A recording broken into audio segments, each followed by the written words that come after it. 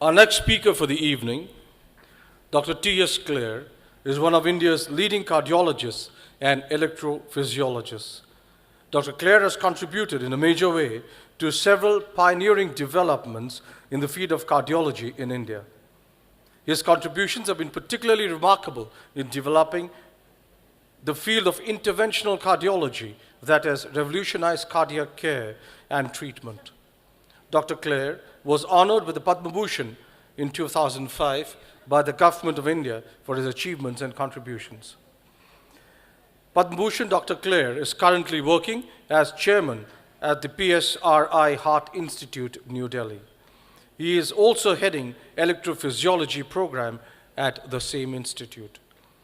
Dr. Kler has several firsts to his credit, establishing the first dedicated electrophysiology department in India at Escorts Hospital, being the first one to implant an ICD in Southeast Asia, the first to implant a combo device in Southeast Asia, and be the first to perform radio frequency ablation in Sri Lanka and Bangladesh. Dr. Kler recently marked a major breakthrough in the field of cardio-electrophysiology by performing India's first pacemaker implant via his bundle pacing. Ladies and gentlemen, bring your hands together to welcome Padma Bhushan Dr. Tarlochan Singh Kler, Chairman, PSRI Heart Institute, who will speak to us on healthcare chaos in India, why India needs serious healthcare reforms. Dr. Kler, please.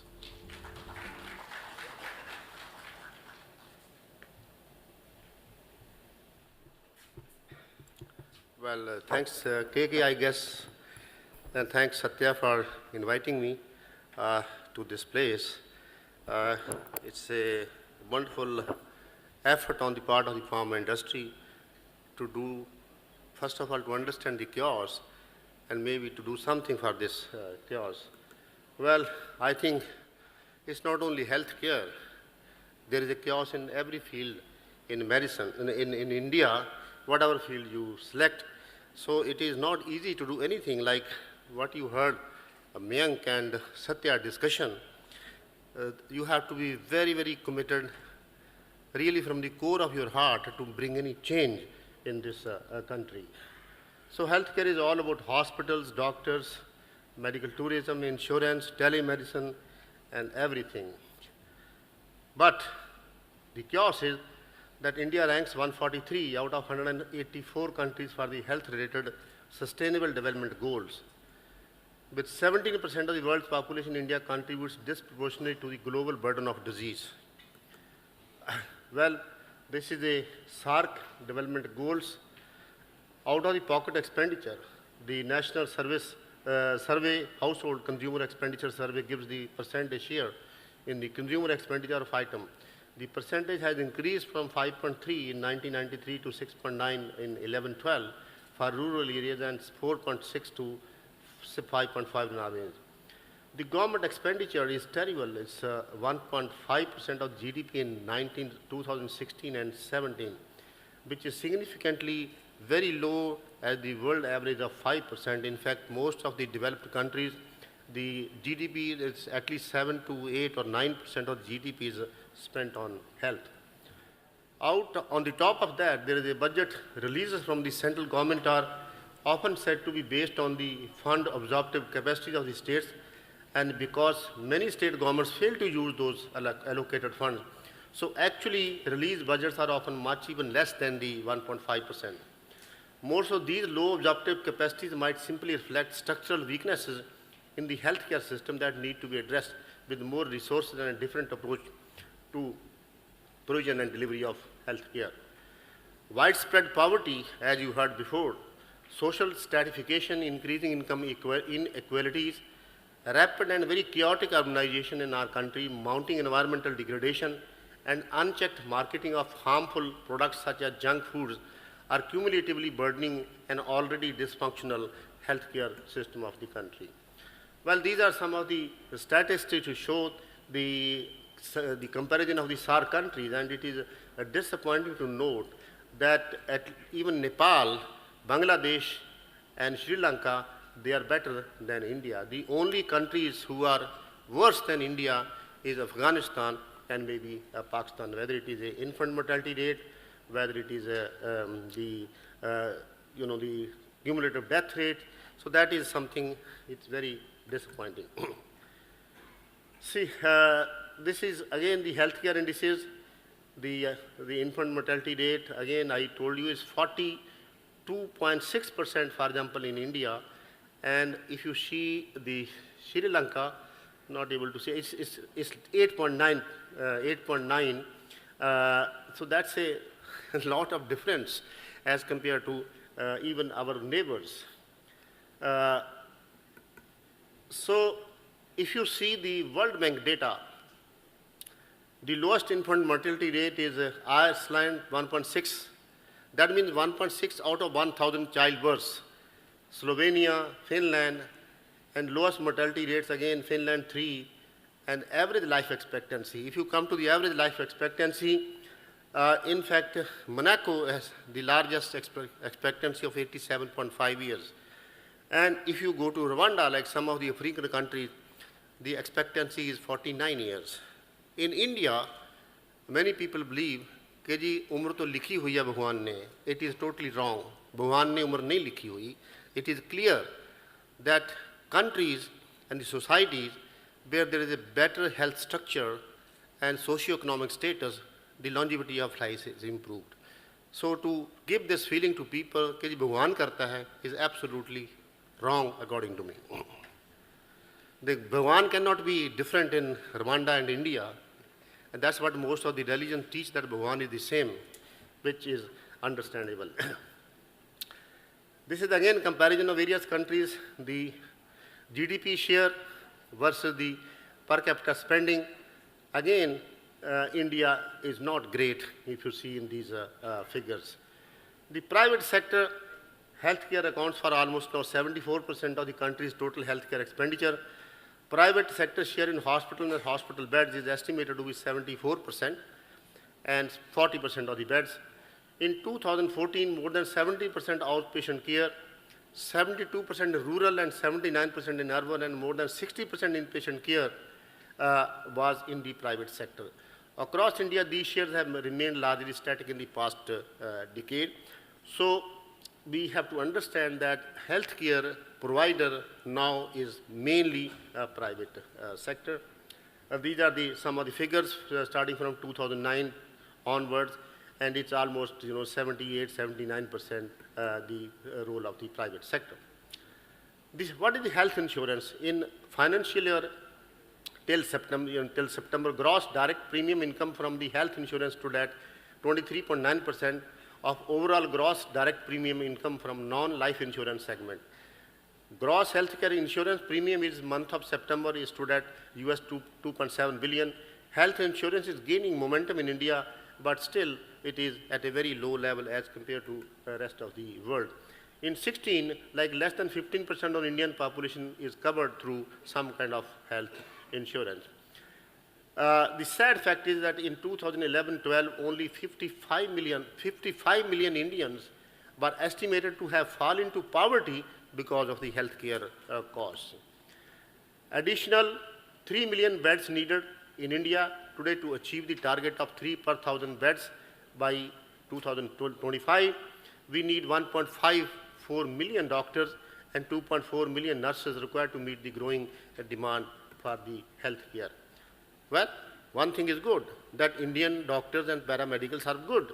This is a study which is published by the Harvard, that this is data on older Medicare patients admitted to hospital in the US showed that patients treated by the international graduates had the lower mortality than patients cared for the US graduates.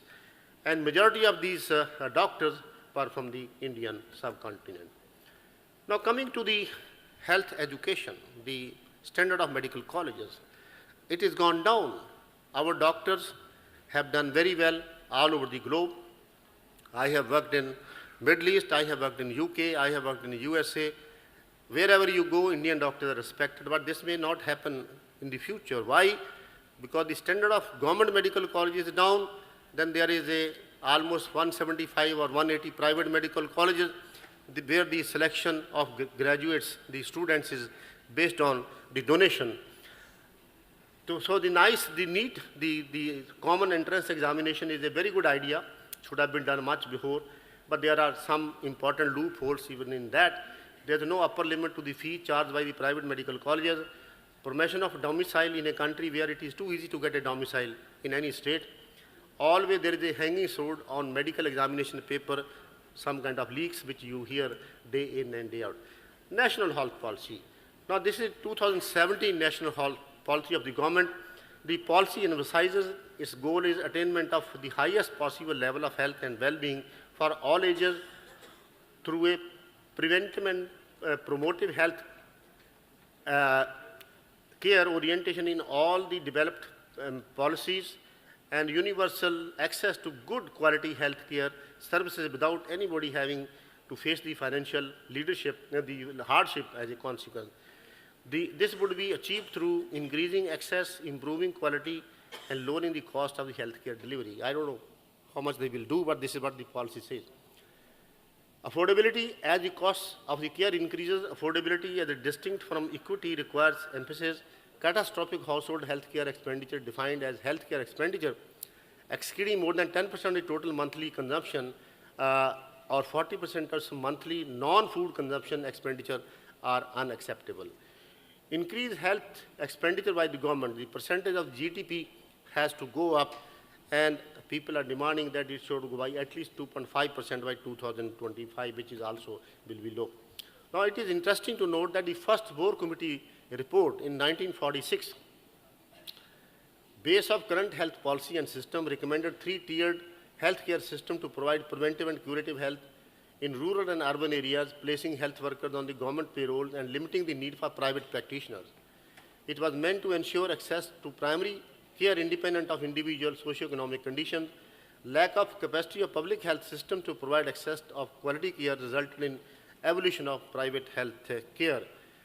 But it's interesting to note that it took almost 36 years that there was the first national health policy came, and its main focus was provision of primary health care to all by year 2000. Prioritized setting up a network of primary health centers, services using health volunteers and simple technology, establishing well-functioning referral systems and an integrated network of specialty.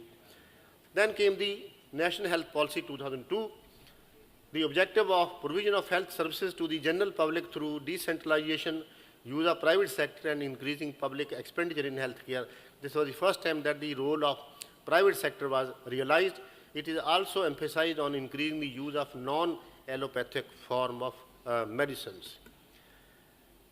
Well, how the health matters has managed. The Union Ministry of Health is responsible for implementation of various programs on a national scale in the area of health and family welfare, prevention and control of major communicable diseases, promotion of traditional and indigenous system of medicine, setting standards and guidelines which state governments can adopt. On the other hand, areas of public health, hospitals, sanitation, they are all state subjects. Family welfare and population control, medical education, prevention of food adulteration, quality control, they are governed jointly by the union government and the state governments. Well, the challenges are, we have still weak primary healthcare sector, unequally distributed skill, human resources, large unregulated private sector, low public spending, fragmented health information systems, irrational use and spiraling costs of drugs and technology, weak governance and accountability. So what is the solution? India has attributes more like a continent than a single nation, so we should not expect a single national model for health. We have to state-specific approaches are required. They may be more rewarding. Health is much more than healthcare spending. Attention needs to be strengthened around facilitating social, economic, and environmental conditions for being healthy and with a low-term view. Practice and effective tools to empower equitable and sustainable responses to India's health challenges and to powerfully advocate for the understanding of health as a shared social value for all Indians and as an unequivocal priority. What is government doing? Well, the government has run some schemes like this is Rashtriya Swasthya Bima Yojana, and they are basically poor people, they were enrolled and government is supposed to take care of them, and the insurance cover was up to 30,000 per annum. The government is planning to increase the limit to 1 lakh now. There is another scheme like Rashtriya Swastha Bima Yojana. Here the coverage extends maximum to 5 members of the family, which include the head of the household, spouse, and up to 3 children. Beneficiaries need to pay 30 rupees per year as a registration fee, and the rest of the premiums paid combined by the state and the union government in different ratios in different states. Till March 2017, active smart cards have been something like 3.6 crores, and total hospitalization cases have been around 1.4 crores according to this situation. Now, whether these schemes were good enough? Well, there is a paper by somebody called Anup Karan, and they said that the Rashtriya scheme did not affect the likelihood of inpatient out-of-the-pocket spending, the level of patient out-of-pocket spending, or the catastrophic inpatient spending.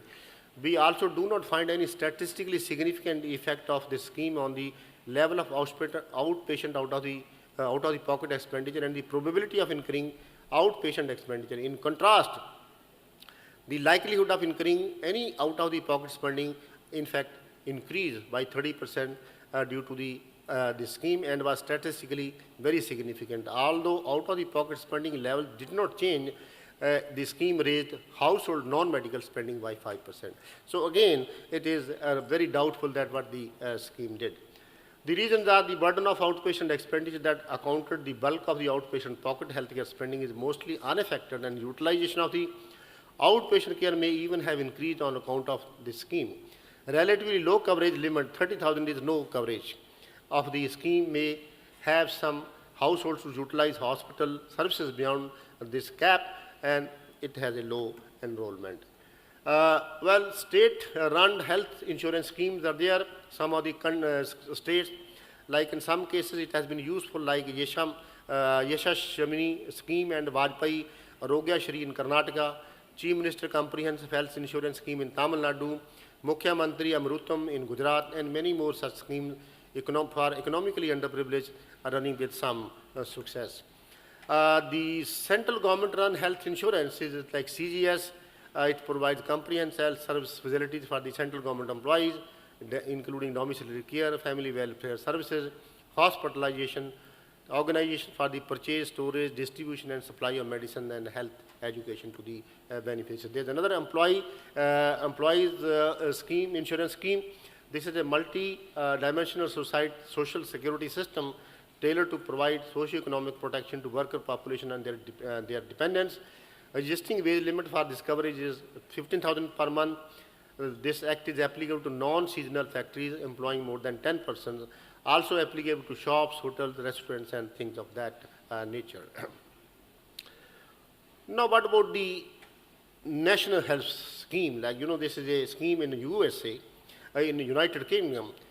Each and every patient for any ailment, he needs to contact their GP in that area or the one who he wants to show.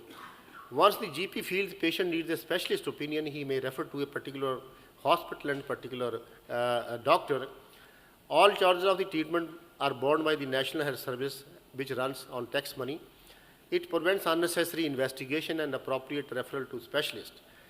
We should develop such a system taking care of neither GP is overloaded with patients, nor there is an unequal distribution of GP while ensuring proper compensation. It is a pity that in India, even if you are in Delhi or in Bombay, even if you live in most posh areas, if you have a problem in the night, you do not know where to go. They will usually call the doctor who they know, because there is no system. There is no system in our country. So I very strongly feel that there should be a GP for a particular area so that people go and first refer to him, and then he should decide what the patient problem is. Because even otherwise, 80 to 90% of the healthcare problems are very, very easy, can be solved at a local level. Only patients who have genuine, more difficult problems should be referred to the tertiary care hospitals.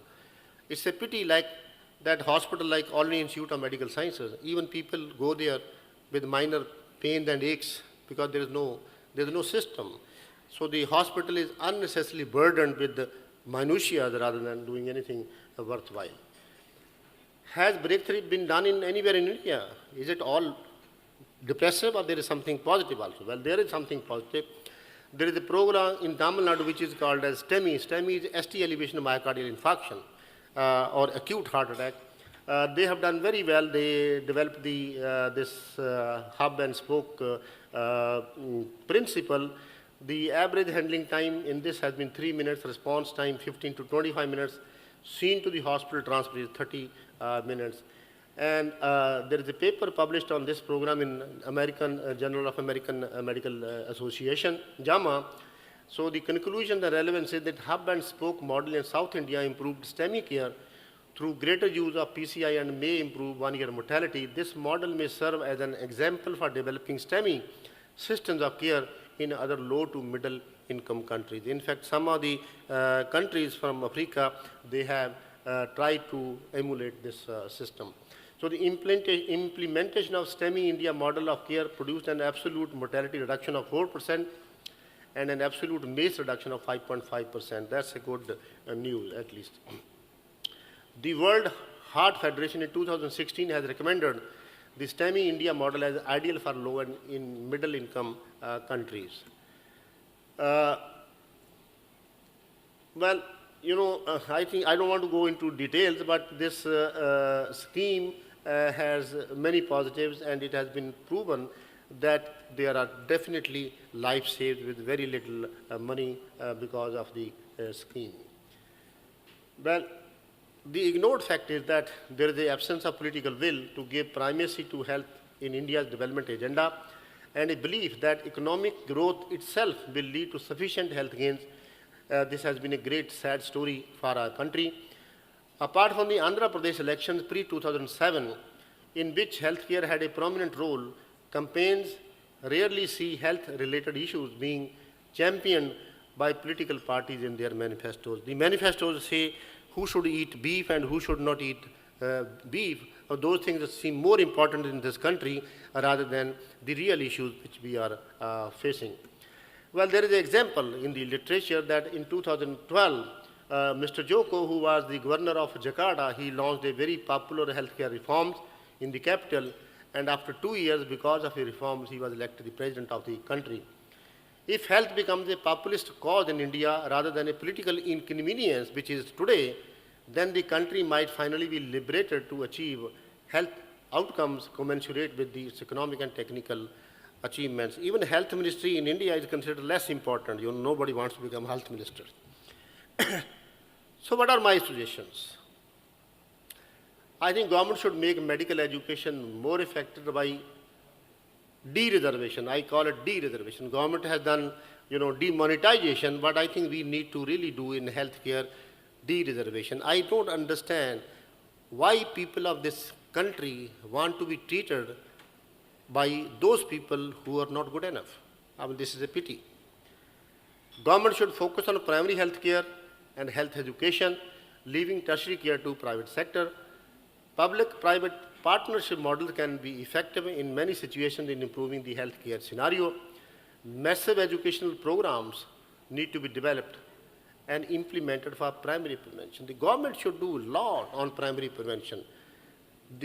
Today, 3 major killers in India, hypertension, diabetes, and heart disease. All of them, they are purely lifestyle diseases. And it is very clear, there is data available, that if we if we do primary prevention, a lot can be prevented and lots of millions of dollars can be saved if we do the primary prevention. All hospitals, including the government-owned hospitals, they should have NABH accreditation. Now, the government hospital doesn't need NABH accreditation, but private hospital is supposed to have NABH. I can't understand why there is a difference. Accountability and efficiency should be the primary principle in developing healthcare models.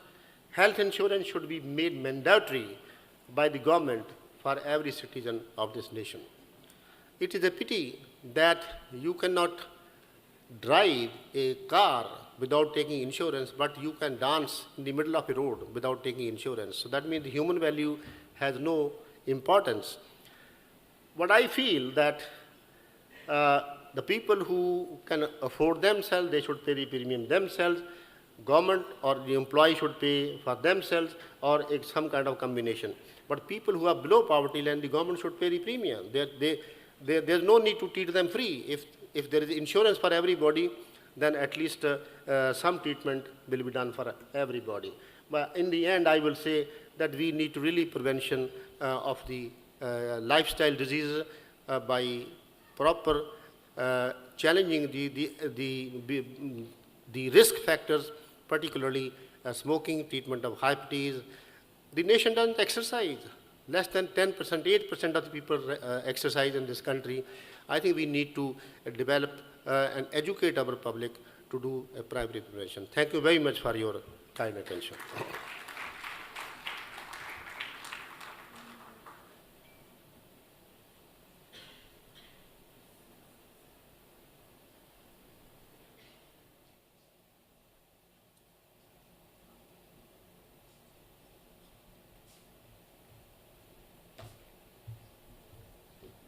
Thank you so much, sir, for your wise words. I would now like to call upon the stage Mr. Satya Burma for giving the memento. Okay. A big round of applause for it.